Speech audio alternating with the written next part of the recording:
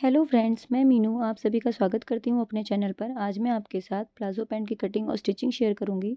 तो इसके लिए मैंने कॉटन का 2 मीटर फैब्रिक लिया है। मोरी में हम डिज़ाइन बनाएंगे, तो इसके लिए मैंने यहाँ पर लेस ली है। तो चलिए शुरू करते हैं। पहले फ्रंट पार्ट की कटिंग करेंगे। तो यहाँ पर फैब्रिक को मैंने 2 लेयर में रखा हुआ है। ये फैब्रिक की लंबाई है और ये फैब्रिक की चौड़ाई है। तो यहाँ पर फैब्रिक को मैंने चौड़ाई में एक बार फोल्ड कर लिया है। तो ये बंद वाली साइड मेरी तरफ है और ओपन वाली साइड सामने की तरफ है।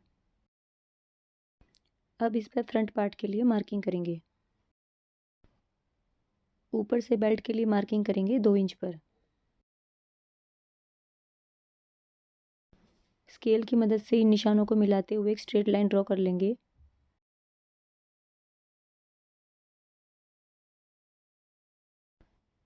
इस निशान से नीचे पैंट की लेंथ के लिए मार्किंग करेंगे। तो जितनी भी आपको टोटल लेंथ रखनी हो उसके लिए यहाँ पर मार्किंग करें। तो यहाँ मैंने 37 इंच पे मार्क किया है। यहाँ से आगे 2 इंच एक्स्ट्रा लेंगे मोरी में डिज़ाइन बनाने के लिए। तो ये यहाँ पर आप 2 की जगह 2.5 इंच भी एक्स्ट्रा ले सकते हैं। और बॉटम फोल्ड करने के लिए यहाँ पर हम एक्स्ट्रा नहीं रखेंगे, क्योंकि वहाँ पर हम अलग से पट्टी लगाएंगे। तो इन दोनों निशानों को भी हम स्केल की मदद से सीधा कर लेंगे। अब यहाँ से कमर के लिए मार्किंग करेंगे। तो इसके लिए हिप राउंड लेंगे। तो जो भी आपका हिप राउंड होगा उसको 4 से डिवाइड करेंगे और उसमें 2 इंच प्लस करेंगे। तो यहाँ पर हिप राउंड है 36 इंच, उसको 4 से डिवाइड करने से होगा 9 इंच और उसमें 2 इंच प्लस करने से होगा 11 इंच। तो यहाँ पर मैंने 11 इंच पर निशान लगाया है। अब यहाँ से नीचे हम क्रॉच लेंथ भी लेंगे 11 इंच। इन दोनों निशानों को भी स्ट्रेट लाइन से मिला देंगे। यहाँ से बाहर की तरफ 2 इंच पर निशान लगाएंगे और इस निशान को भी सीधा कर लेंगे। यहाँ पर क्रॉच के लिए शेप ड्रॉ करेंगे। अब यहाँ से इसका सेंटर पॉइंट निकालेंगे। तो ये टोटल आ रहा है 13 इंच, इसका हाफ हुआ 6.5 इंच। तो यहाँ पर 6.5 इंच पर निशान लगाएंगे। अब बॉटम में भी बंद वाली साइड से 6.5 इंच पर ही निशान लगाएंगे। अब यहाँ से मोरी के लिए मार्किंग करेंगे। तो जितनी भी आपको मोरी रखनी है उसका हाफ करेंगे और इस निशान से दोनों तरफ मार्किंग करेंगे। तो यहाँ पर मुझे मोरी रखनी है 12 इंच, उसका हाफ हुआ 6 इंच। तो इस निशान से दोनों तरफ हम 3-3 इंच पर मार्क करेंगे। अब आसन के निशान से मोरी के निशान को मिलाते हुए शेप ड्रॉ कर लेंगे। अगर आपके पास लेग शेपर ना हो तो फ्री हैंड से या फिर इस तरीके से मेजर टेप से भी ड्रॉ कर सकते हैं। अब इस तरफ भी 11 इंच पर निशान लगाएंगे और इस निशान को मोरी के निशान तक मिला देंगे।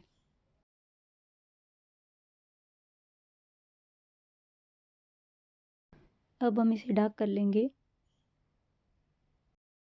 इन दोनों लाइन को नीचे की तरफ एक्सटेंड कर लेंगे, जहाँ पर हमने एक्स्ट्रा लिया है 2 इंच, और इस लाइन को हम ऊपर की तरफ एक्सटेंड कर लेंगे। ये फ्रंट पार्ट की मार्किंग हो गई है। अब इसी मार्किंग पर हम कटिंग कर लेंगे।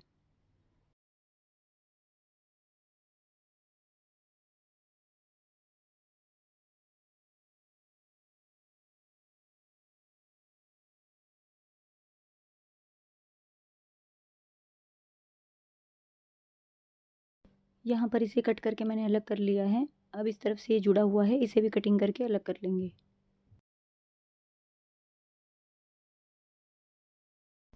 ये फ्रंट पार्ट है, तो इस पर एफ लिख देते हैं ताकि स्टिचिंग के समय कन्फ्यूज़न ना हो। अब फैब्रिक को मैंने पलट कर दूसरी तरफ से बिछा लिया है। तो यहाँ पर मैंने ओपन वाली साइड अपनी तरफ रखी है और बंद वाली साइड सामने की तरफ रखी है। तो इस पर हम बैक पार्ट के लिए मार्किंग करेंगे। तो सबसे पहले ऊपर से हम 2 इंच पर मार्क करेंगे। बैक पार्ट में हम 2 इंच एक्स्ट्रा लेते हैं। इन निशानों को भी स्केल की मदद से सीधा कर लेंगे। अब इस लाइन से नीचे की तरफ फ्रंट पार्ट को सेट करते हुए रखेंगे। अब ये इस तरफ किनारी वाला पार्ट है, तो यहाँ से आधा इंच आगे की तरफ बढ़ाकर फ्रंट पार्ट को रखेंगे। किनारी वाला पार्ट हम इसके अंदर नहीं लेंगे। अब यहाँ से आसन की तरफ 2-2 इंच एक्स्ट्रा बढ़ाएंगे।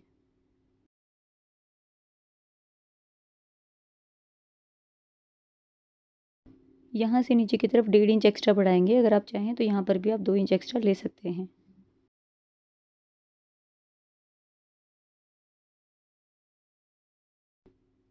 इन पॉइंट्स को भी हम स्केल की मदद से मिला लेंगे।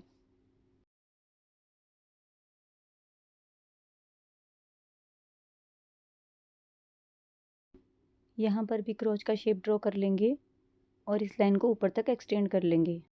अब यहाँ से आसन की तरफ तिरछे में मिलाना है।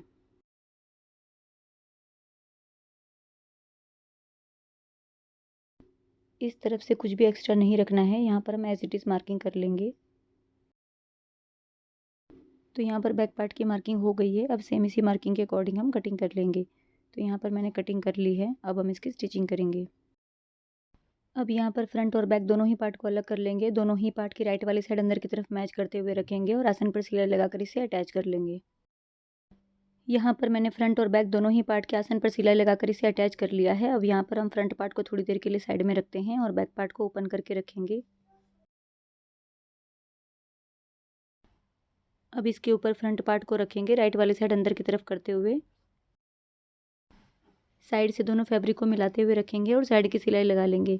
इसी तरीके से दूसरे वाले साइड पर भी हम साइड से फैब्रिक को मिलाते हुए रखेंगे और साइड की सिलाई लगाकर इसे अटैच कर लेंगे। तो यहाँ पर दोनों तरफ मैंने साइड की सिलाई लगाकर इसे अटैच कर लिया है। अब हम इसकी मोरी तैयार करेंगे।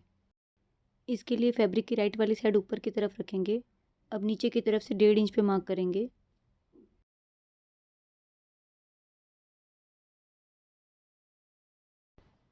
अब यहाँ पर मैंने गोटा पट्टी वाली लेस ली है। इस लेस को हम इसी मार्किंग के ऊपर रखेंगे और सिलाई लगाकर इसे अटैच कर लेंगे। इसमें जो ट्रायंगल डिज़ाइन है उसे हम ऊपर की तरफ रखेंगे। अब इस लेस को हम नीचे की तरफ पलटेंगे और इसके ऊपर सिलाई लगा लेंगे।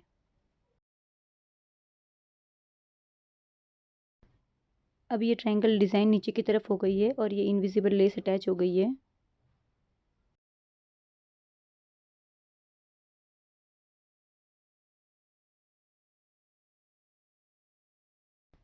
अब यहाँ से ऊपर की तरफ 1.25 इंच पर मार्क करेंगे।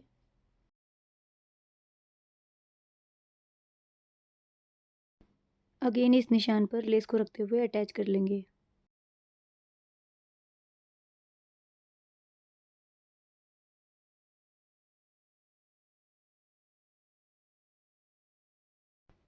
लेस को नीचे की तरफ पलटते हुए ऊपर से सिलाई लगा लेंगे। यहाँ पर डिज़ाइन के लिए हमने जितना भी एक्स्ट्रा फैब्रिक लिया है 2 इंच या 2.5 इंच, उसे हमें इसी तरीके से डिज़ाइन में कवर करना है। यहाँ पर अगेन 1.25 इंच पर मार्क करेंगे और इसके बाद इसी निशान पर लेस लगा लेंगे।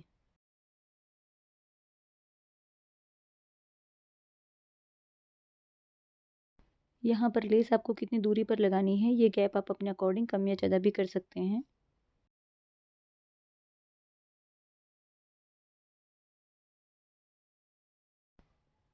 मोरी पर लेस अटैच करने के बाद यहाँ पर मैंने एक डोरी ली है। इसके 2-2 इंच के पीस कट करेंगे।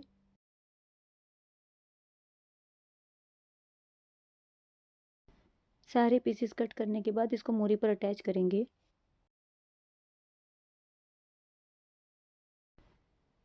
साइड से सिलाई का मार्जिन छोड़ते हुए हमें इसे अटैच करना है।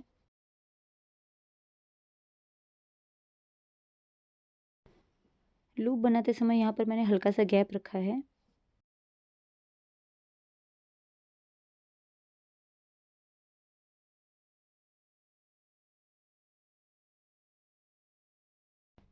जिस तरीके से मैंने दिखाया है उसी तरीके से हम पूरी ही मोरी में लूप को अटैच कर लेंगे।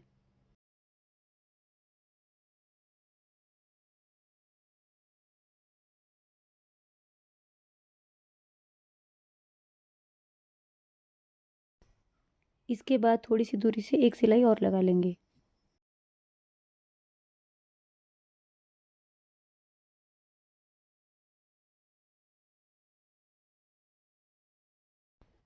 अब यहाँ पर मैंने एक सीधी पट्टी ली है। इसकी लंबाई मोरी के बराबर है और चौड़ाई है 2 इंच।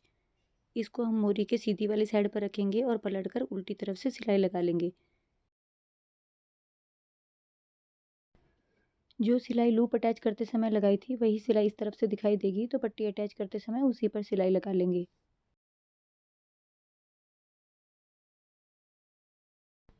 पट्टी को रॉन्ग साइड में टर्न करेंगे और राइट साइड पर टॉप स्टिच लगा लेंगे।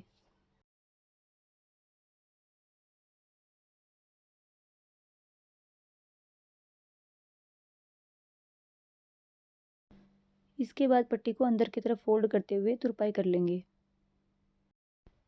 अगर आप चाहें तो यहाँ पर सिलाई भी लगा सकते हैं। यहाँ पर मैंने दोनों साइड की मोरी तैयार कर ली है। सेंटर से इसे फोल्ड करेंगे, साइड से फैब्रिक मिलाते हुए रखेंगे और लगभग 0.25 से 1 इंच का मार्जिन छोड़ते हुए सिलाई लगा लेंगे।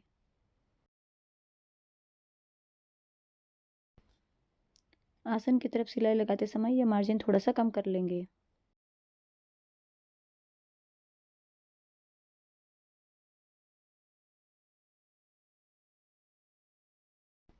सेंटर की सिलाई लगाने के बाद बेल्ट तैयार करेंगे। तो बेल्ट के लिए यहाँ पर 2 इंच पर मार्क किया था, तो इसी मार्किंग को हम पूरे में एक्सटेंड कर लेंगे। अब यहाँ से बेल्ट को डबल फोल्ड करेंगे। तो पहले आधा इंच फोल्ड करेंगे और फिर जहाँ पर मार्किंग की है वहाँ से फोल्ड करेंगे और किनारे पर सिलाई लगा लेंगे। बेल्ट फोल्ड करते समय 3 से 4 इंच का गैप रखा है यहाँ पर। तो यहाँ पर मैंने इलास्टिक ले लिया है। इलास्टिक की लेंथ है 26 इंच। जितनी भी आपकी कमर की साइज़ होगी उससे 3 से 4 इंच कम हमें इलास्टिक लेना है। इसे हम पिन की हेल्प से एक तरफ से इंसर्ट करेंगे और दूसरी तरफ से निकाल लेंगे।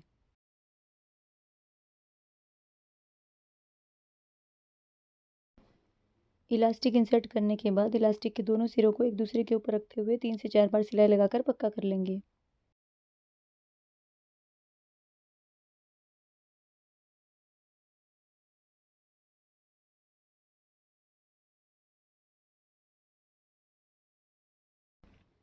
इलास्टिक को बेल्ट के अंदर की तरफ करेंगे और जहाँ से हमने गैप रखा था वहाँ पर सिलाई लगा लेंगे।